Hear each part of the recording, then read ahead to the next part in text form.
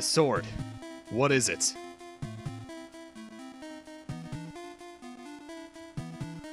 It's called the Sword of Chaos, grown out of the bone of the demon. The same way as your sword is supposed to come from the fang of the dragon. How can that be? How do you know? The name's Robert. I'm with Special Intelligence, U.S. Army. We have to stop Ashtar before his sword reaches full strength. At any cost.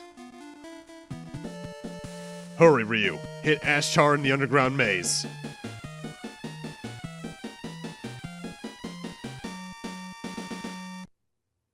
Music went on long enough there. Hello everyone and welcome back to Let's Play Ninja Gaiden 2, The Dark Sword of Chaos.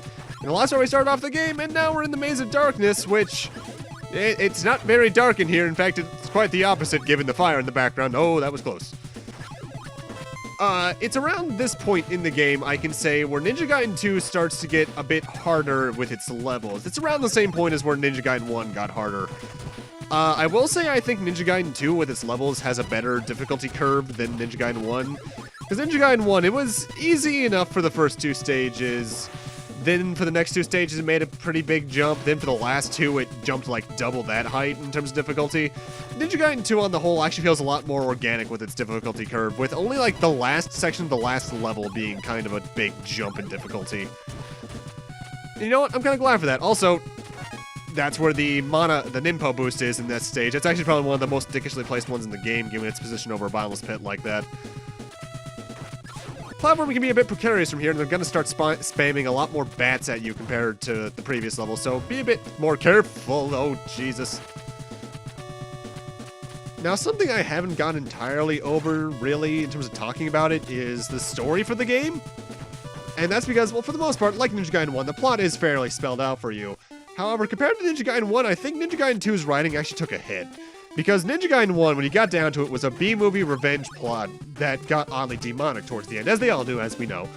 But Ninja Gaiden 2, from the very first stage, there's a major issue in that we don't know exactly what we're doing from the first stage. Because we have the intro cutscene with Ashtar and that weird unidentified servant of his at the top of the Tower of Laja, obviously. But then we jump right to Ryu massacring people in the streets for what we can tell, no reason.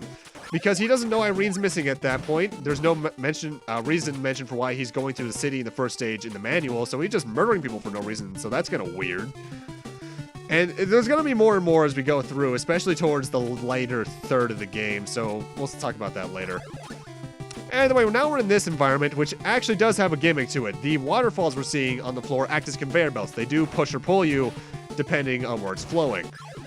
Notable though, this is a stage where you can very easily go through some walls or even skip some areas, like say that little section there. If you get hit at specific points when jumping on the middle floor, you can actually phase up to the top floor, which is actually surprisingly useful for speedruns. Speaking of speedruns, I actually don't know what the speedrun for this game looks like. Brief Google search, first place is Becco Red as of 3 months ago at 10 minutes even? I'm gonna need to watch that in between recordings, because that's insane. Well, that's any percent. Low percent, 12 minutes. Pacifist, 14. I'm assuming low percent means you don't get many, if any, of the ninpo boosters. Pacifist, I can take a guess what that means. You only kill bosses, probably. That's interesting. Really, though, this stage is actually one of the shorter ones in the game. And admittedly, its difficulty is actually more fair difficulty compared to other ones because they don't spam enemies as much as they do later on. This boss can be hard or easy. Its name is Naga Satova. You can only damage the face at the top of the screen, and its only attack, aside from being pushed around by the conveyor belts, is those hands it throws out at you. If you have a lot of ninpo, you can just stand at the exact left or right of the screen and just fire either standard shurikens or windmill shurikens at it, and it'll go down pretty quickly, but since I ran out, I had to use Shadow Clone, so yeah. Honestly, after Baron Spider, the bosses in this game also become easier. What is he after? What does he want from me? Hear me, ninja. Ashtar! Come out and fight, or the girl gets it. Don't do it, Ryu! They'll kill you! Show yourself, or are you too much of a coward?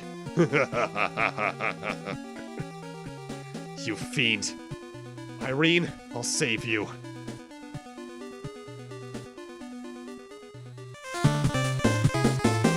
What was the point of that cutscene? Nothing happened. We learned nothing. Nothing progressed. What? Either way, stage 5 is the exact same tiles at the start, and there's a reason for that. Notice how there's a lack of water now? The water that acted as a conveyor belt in the last stage was all Naga Satoba's saliva. Ew. This is where the game really starts to pick up my eyes, because compared to the last stage, which I know I brought up is where the game starts to get harder, this is where they start to not only have harder stage design, but also get a bit more enemy happy. Spikes, I don't think are instant kill in this game, but they definitely do enough damage to warrant avoiding. I don't know, honestly, because it's been a while since I touched them. I know the fire isn't. However, thankfully, spikes and fire can actually be avoided quite easily with the help of the invincibility fire wheel weapon. So if you have one of those, just use it. There's the ninpo charge for this stage, and also that orb along that fall is actually an extra life, but I think it's actually impossible to get unless you correctly time a down spark, which I've never been able to get. I know there's one there because I've hit the orb, but I've never been able to get the extra life. So, oh well. Yeah, that's not a lot of enemies.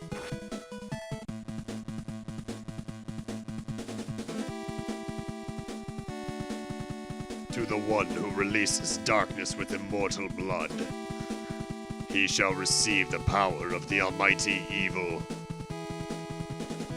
The legend shall come true. This earth shall fall into shadow, and the demons of evil shall rule forever.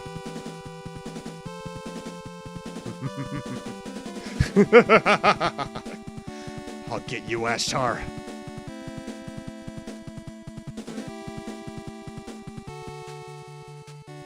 Okay, just why are we suddenly in a nice stage? Okay. Yeah, that cutscene made no transition to this. It is an ice stage though, so you do slip and slide all over the place, and that includes when you're wall clinging. You will slowly slide down unless you're holding a button, if I recall correctly, so be careful there.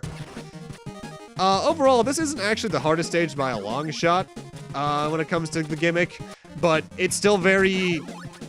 You can still easily get screwed over by the way you slip and slide, so be careful here.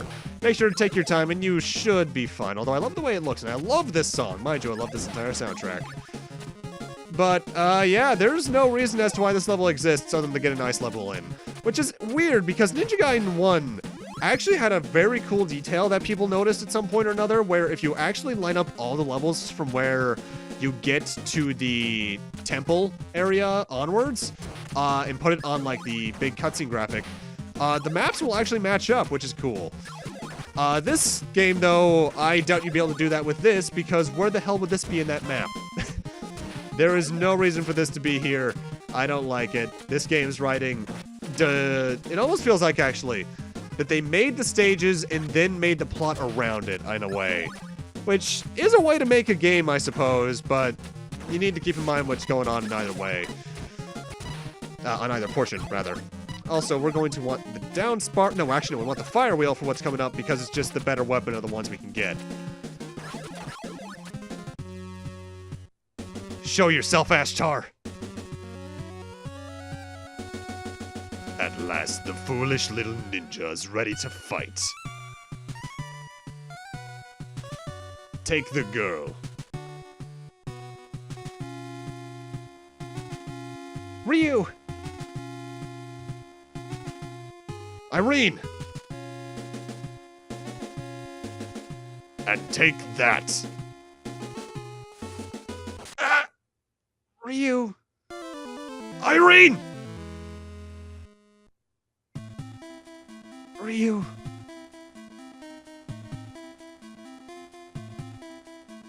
Irene! Don't die!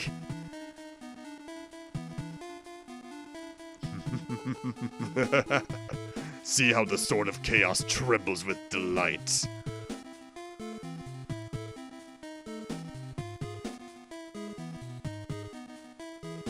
Oh no, they got Irene.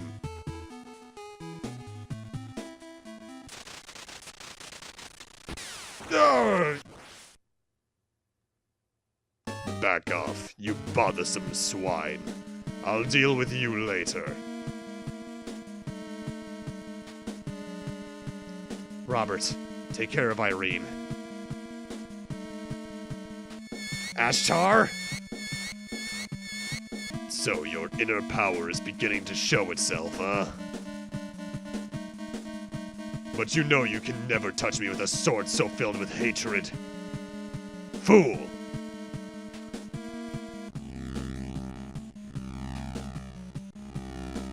Enough of your games, Ashtar. This is between you and me. You dare to do battle with Ashtar? Foolish ninja. I'll show you just how powerless you really are. Ashtar is a fight likes to teleport all over the place, causing fireballs to spawn around him and come towards himself, at which point he'll fire them right back out at you. However, if you spam fire wheels with shadow clones, he dies in like 6 seconds. The main villain, everyone. Shadow clones break this game. The force of darkness shall soon awaken. No one will be able to stop it.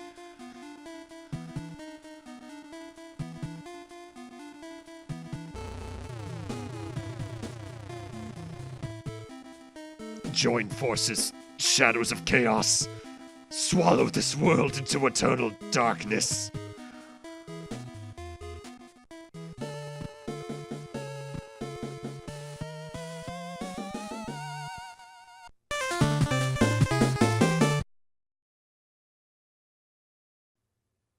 Irene, are you alright? Ryu, there's an altar. Up ahead, somewhere. You must destroy it. I can't leave you here.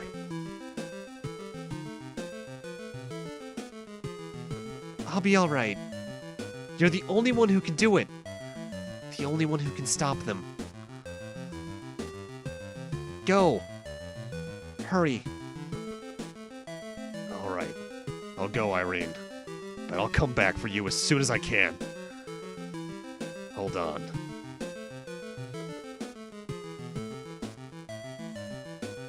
Robert, take Irene and get out of here now. Be careful. You too, friend. Take care of her.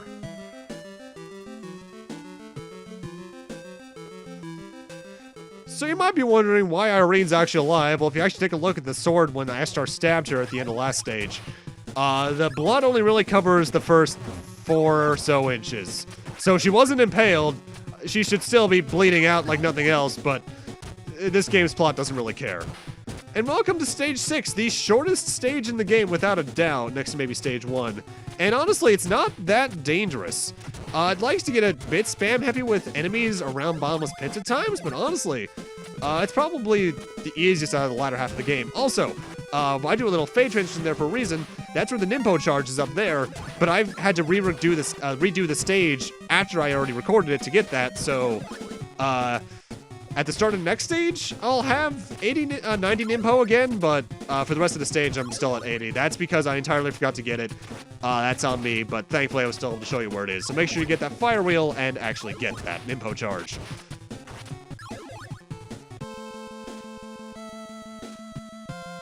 There.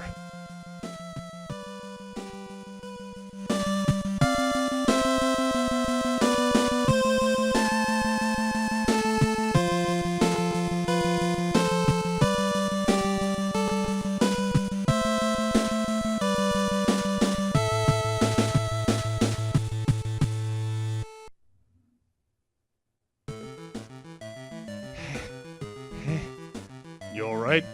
Want to rest a while? No, I'm okay. What the?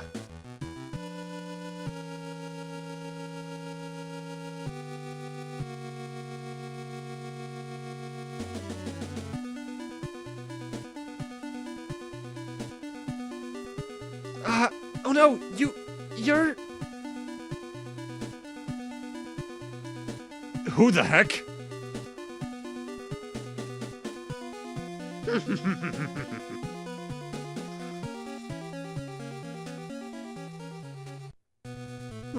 Wonder who that is. Totally didn't look familiar.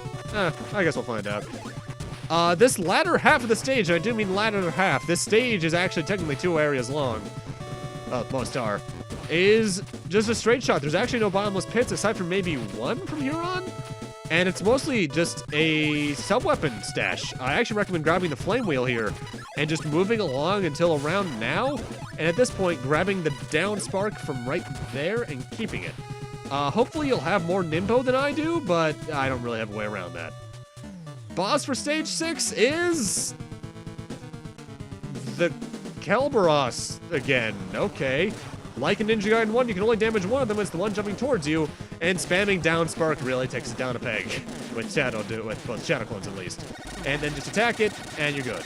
It still tries to not stay below certain places, and it just jumps all over the place shooting fire again. I've fought this creature before. How could this be? Ugh. Ryu. Roberts! What happened? Are you alright? Ryu. They got Irene.